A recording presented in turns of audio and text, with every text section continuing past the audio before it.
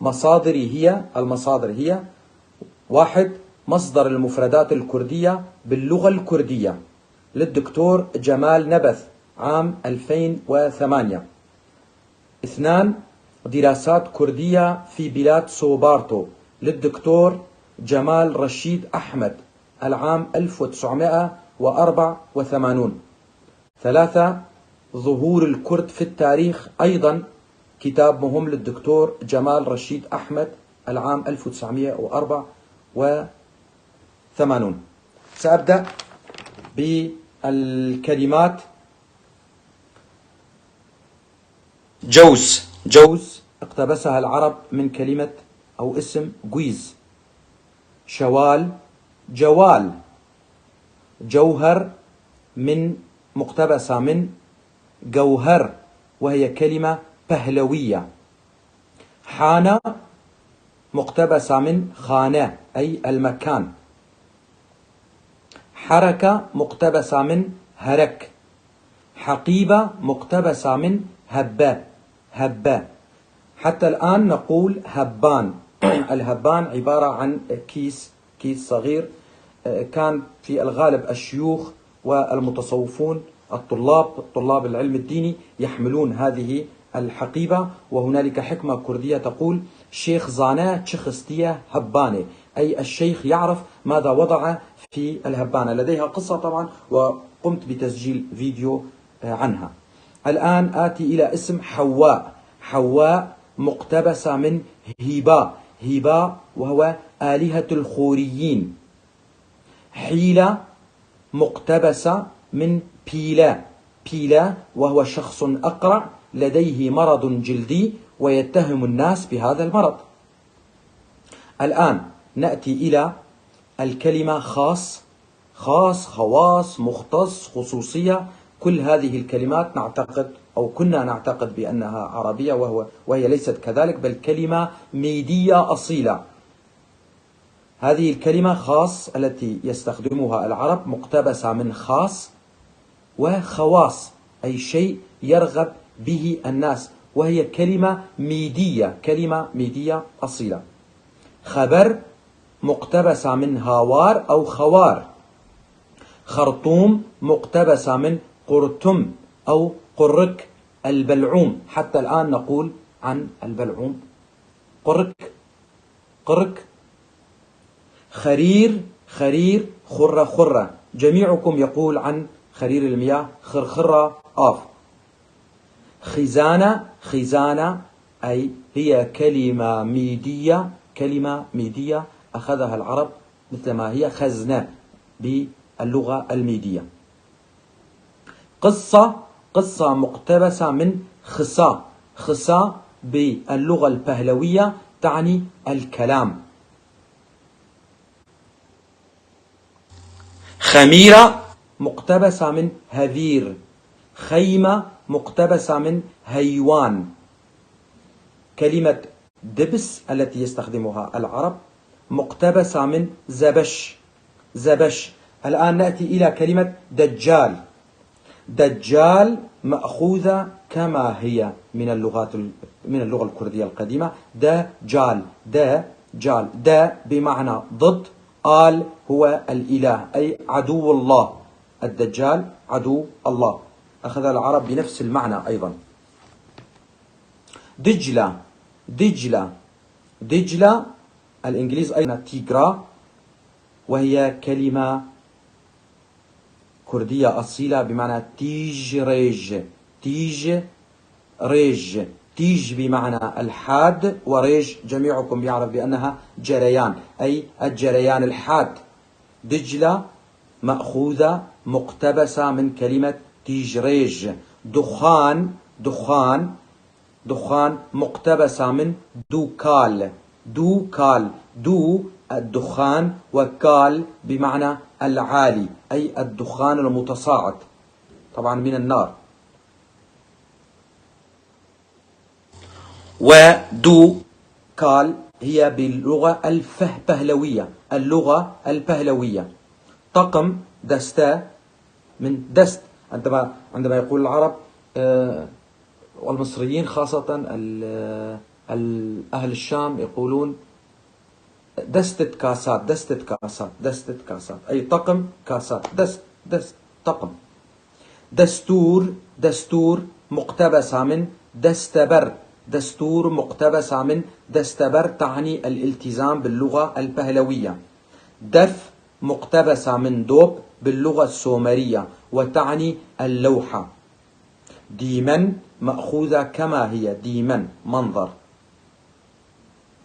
دهاق مقتبسة من دياكو، دياكو متأتية من دياكو وهو لقب ويعني حاكم الإقليم أو رئيس القرية، هي كلمة ميدية. دولاب، دولاب مقتبسة كما هي، أخذها العرب كما هي، دولاب. دو بمعنى اثنان، لاب هي القطعة أي الشيء المتكون من قطعتين. دين، كلمة دين، دين هو الإله السومري، دين جير، دين جير عند الميديين والبهلويين دي ان، دي ان. إذن دين ليست كلمة عربية. ديوان مقتبسة كما هي من ديوان محل القيادة. رشة، رشة رجال، رجال. رف مأخوذة كما هي، رف. ريباز مقتبسة من ريواز وهو نبات معمر ذات طبيعة جبلية. الآن نأتي إلى ظب، والعرب يقولون عنها العضو الذكري، كلمة كردية زاو مقتبسة من زاو، والعضو الأنثوي زيو، زيو. زعفران مقتبسة من الكلمة السومرية زعفران، زعفران كما هي. زفاف كلمة ميدية، كلمة ميدية العرب اقتبسوها كما هي. زما الكرد الميديين يقولون زما وند، زما وند، وند بمعنى ارتباط، ارتباط. زل تزحلق من زل. زلم، زلم. طبعا غالبية أهل الشام يقولون الزلم، زلم متأتية من زلام. زل بمعنى الكبير، آم الإنسان أي الإنسان الكبير. زمان، زمان. زمانة، زمانة. في اللغة البهلوية يقولون زمان كما هي، زمان. زواج، زوج مقتبسة من زوج. ساذج، ساذج مقتبسة من زاو، زاو وهي كلمة بهلوية. الآن نأتي إلى يوم السبت. السبت، السبت كلمة خورية، كلمة خورية لا صلة لها باللغة العربية إطلاقا. طبعا هنالك الدليل، الدليل. السبت هي كلمة خورية كانوا يقولون سبتة، سبتة، وفي اللغة الميدية كانوا يقولون هفتة، هفتة. طبعا تستطيعون أن تقولوا لأي شخص يتكلم باللغة العربية تفضل وابحث في الجوجل عن أيام الأسبوع في الجاهلية، سوف يبحث وسوف يرى بأن كلمة السبت، يوم السبت في لدى العرب في الجاهلية كان يسمى شيار، شيار، شيار، وهو الشيء الذي أخذ من مكان وظهر في مكان آخر. إذن في العهد الجاهلي لم يكونوا يقولون السبت بل كانوا يقولون شيار، شيار. سرداب مقتبسة من سرداو، سرداو. سفر، سفر. أسفار مقتبسة من هسب سوار وهي كلمة بهلوية، وهي كلمة بهلوية. سكران مقتبسة من سرجران. شليق، شليق مقتبسة من شلي، شلي أي عديم الاحترام، عديم الاحترام. سماء، الآن نأتي إلى سماء. سماء مقتبسة من آسمان، آسو تعني الأفق، مان هو المكان. سمكرة، سمكرة طبعا هي مهنة أيضا، خاصة في المسلسلات والأفلام المصرية يقولون عن فلان بأنه سمكري، هذا هو عمله. سمكرة مقتبسة من سمكاري، سمكاري. سم نعل، كاري هو العمل أي عمل نعال. شعر، شعر من شرو، شرو كلمة سومرية، كلمة سومرية. شفق، شفق مقتبسة كما هي، شفك، شفك. شمع، شمع مقتبسة من اللغة السومرية. في اللغة السومرية كانوا يقولون شمش، شمش. صباح، صباح. كنت أفكر كثيرا ماذا تعني كلمة صباح باللغة الكردية. هل يعقل ألا يكون صباح يوجد مرادف لصباح في اللغة الكردية؟ حتى وصلت إلى هذه المصادر لأكتشف بأنها متأتية من سبي أو سبي بمعنى الأبيض، عندما تشرق الشمس طبعا تضاء الدنيا. صباح كلمة ليست عربية. صبي أيضا مقتبسة من ساوا، ساوا أي الكائن المولود. طاس مقتبسة كما هي، طاس. العرب فقط حولوا تاء إلى حرف الطاء. طاقة، طاقة من مقتبسة من تاك، تاك كلمة بهلوية، كلمة بهلوية. طباخ، تاوك. طبل مقتبسة من تبل. الآن نأتي إلى طربوش، طربوش مقتبسة من كلمة طربوش، طربوش وهي كلمة بهلوية. طر تعني الرطب، بوش تعني الغطاء. طعم، طعم مقتبسة، هذه الكلمة التي يستخدمها العرب. طعم مقتبسة من توم، توم. طعن أيضا من تانا. أما طنبور، طنبور، طنبور، طنبور اقتبسوها كما هي من الكلمة البهلوية. عار، عار مقتبسة من الكلمة الميدية كما هي، اقتبسها العرب كما هي، آر. آر تعني الشرف. الميديون كانوا يقولون آر، آر. عام، هم أو همو. عسكر مقتبسة من لشكر، لشكر بمعنى العسكر أو الجندي. غبار مقتبسة من خمار، خمار. غزال اقتبسها العرب كما هي. الكرد، وبسبب الاحتلال الطويل لكردستان من قبل العرب، اعتقد الكرد بأن غزال كلمة أو اسم عربي، لا بالمطلق ليس عربيا. لذلك قام الكرد وابتدعوا اسمين آخرين لهذا الحيوان الجميل، قالوا آسك آهو، آسك آهو، ولكن غزال اسم كردي. غور، غور طبعا هي الأرض العميقة من كور، غور، كور. فردوس يستخدمها اليونانيون أيضا، يستخدمها اليونانيون. أما الميديون كانوا يقولون عنها باري ديزا، باري ديزا كلمة ميدية أي الحديقة الفسيحة، الحديقة الفسيحة. فرسخ، العرب يستخدمون هذه الكلمة واقتبسوها من فرسن، فرسن كلمة بهلوية تعني وحدة المساحة، فرسن، فرسن. فرمان هي كلمة بهلوية اقتبسها العرب كما هي، كما هي.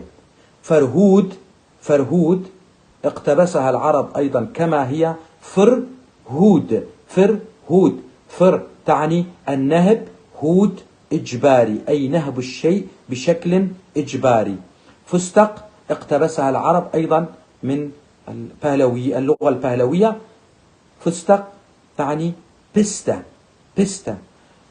فهرست، فهرست العرب أحيانا في معاجم يقولون بأنها كلمة فارسية، وهم يركزون أبدا على كل كلمة كردية بأنها فارسية، لأنهم يعلمون بأن الكرد هم أصحاب الأرض وهم محتلو كردستان، يحاولون أن ينفوا كل شيء متعلق بالكرد، لذلك يقولون بأن فهرس كلمة فارسية، وهذا الأمر غير صحيح، هي كلمة بهلوية من العهد الساساني. فهرست، بيرست، بيرست. فهرس كلمة بهلوية ساسانية، بيرست. فولاذ مقتبسة من كلمة بولافت.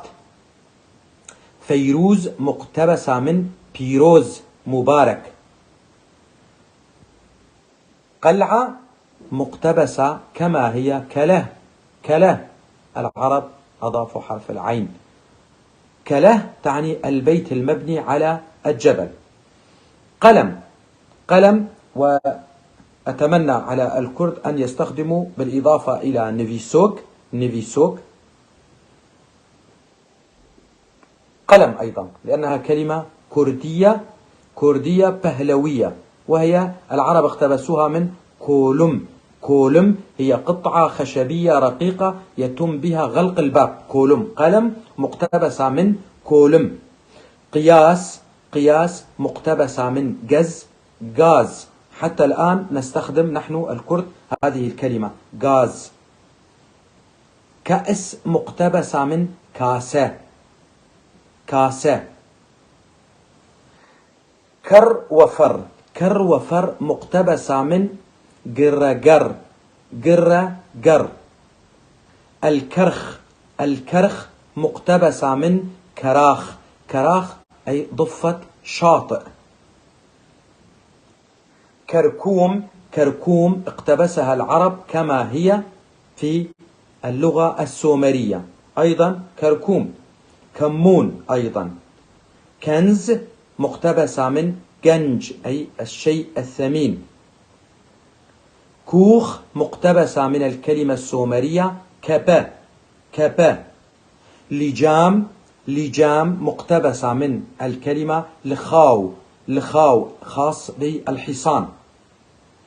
لجوج، مقتبسة من رجو، رجو.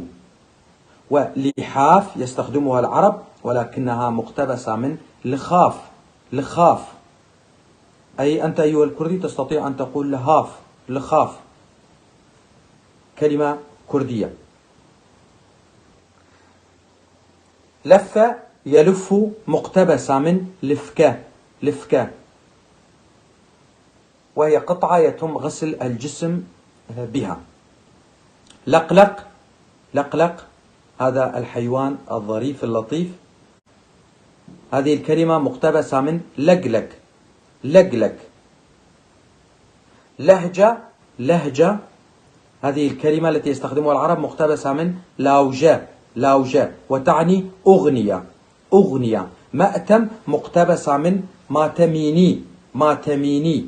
مات تعني السكون، مينا تعني الصورة. مسجد، مسجد، مقتبسة من اللغة البهلوية، كانوا يقولون مزقفت، مزقفت، حولها العرب وحوروها إلى مسجد، حوروا كلمة مزقفت إلى مسجد.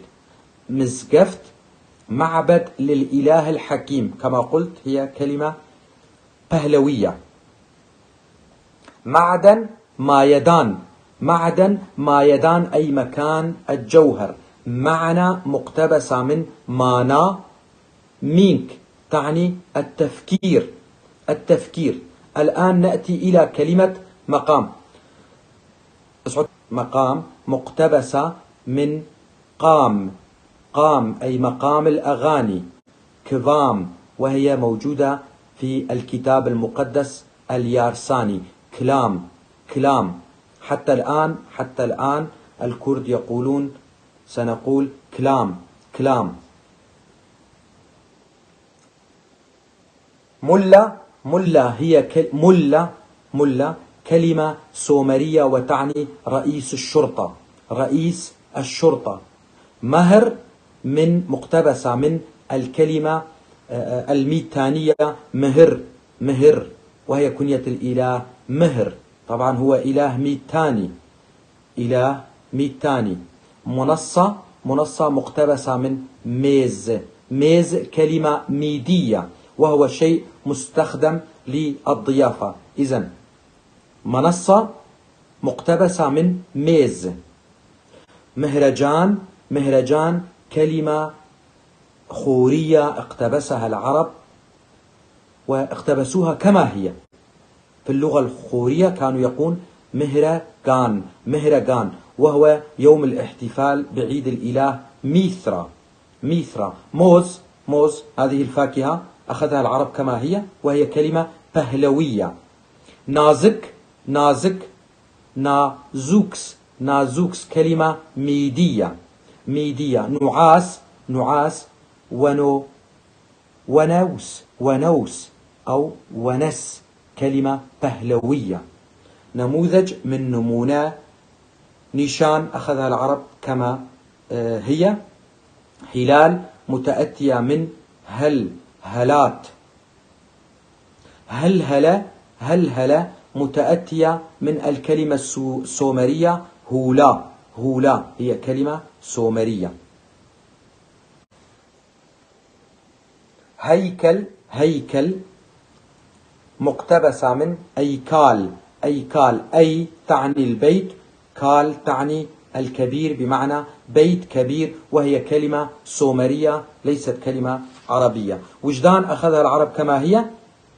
ورق بلق كلمة بهلوية، وجدان أيضا أخذوها كما هي. وردة نقول عنها قل وردة تستطيعون في اللغة الكردية أن تقولوا وردة أيضا، ليست مشكلة.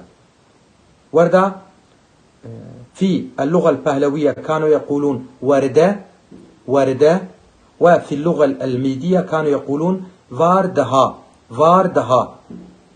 في البهلوية وردة، أخذها العرب تقريبا كما هي. وزير كلمة بهلوية، كانوا يقولون وجير حورها العرب إلى وزير. وفي اللغة البهلوية وجير تعني الناصح أو المستشار. الجميع الكرد يعرفون أن كلمة جير تعني الذكي. إبريق من أوريج أو آفريج، تل أخذها العرب كما هي.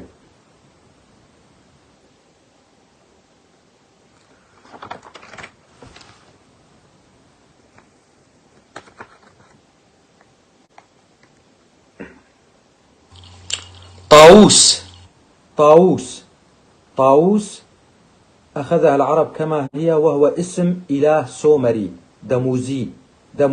طا تعني ضوء، حتى الآن نقول طافاروكي ضوء، ووز مطيع لأوامر الله.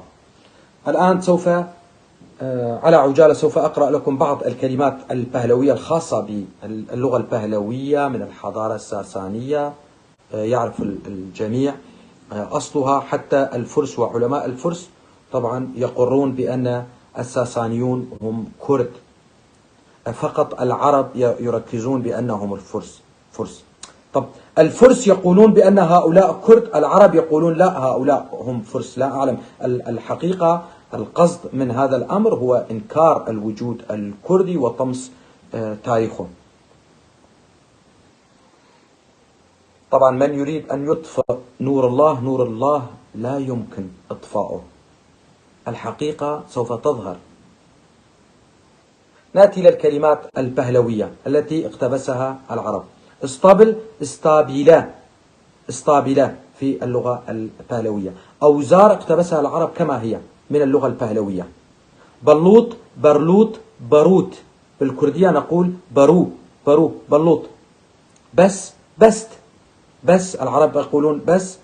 طبعا هي لا أعتقد أن العرب يقولون أن بس كردية، هم يقولون فقط، متأتية ومقتبسة من بست. بقشيش أو بخشيش من بخشيش، كلمة بهلوية. كل هذه الكلمات التي سأقرأها الآن هي بهلوية. بستان بيستان، بناء بنيا، شاكوش، شطرنج شاطرنج، شات قطعة، رنج ملون أي قطعة ملونة. شطرنج متأتية من الكلمة البهلوية شاطرنج. دفتر كما هي دفتر. من الآن فصاعدا لست مضطرا أقول بلويس، كلا سأقول دفتر لأنها كلمة كردية. وكي لا ينزعج العرب أقول كلمة بهلوية، لا تغضبوا. دهليز مأخوذة كما هي دهليز. درد درويش، دريوش مقتبسة من دريوش. سباس ما مستأشرف. جوز مقتبسة من جويز. أمين علي يوجد كلمات فارسية في القرآن أيضا نقلها الصحابي الفارسي الزردشتي سلمان الفارسي. طبعا هنالك كلمات كثيرة لا تحصى. عنبر، عنبر مقتبسة من آمار. هنبر، هنبر، هنبر كلمة پهلوية خالصة. همة، هيمت، هيمت. حيرة، هيرت. هيجة، هيج. خردة، هوردة، هوردة شيء صغير. كهرباء، كهرباء، كهرباء. كمان، كمان كما هي، اقتبسها العرب كما هي، كمان. كنيسة، كنيسة لست مضطرا أن أقول دير، سأقول كليسة، كليسة هي كلمة پهلوية. كليسة العرب جعلوا منها كنيسة.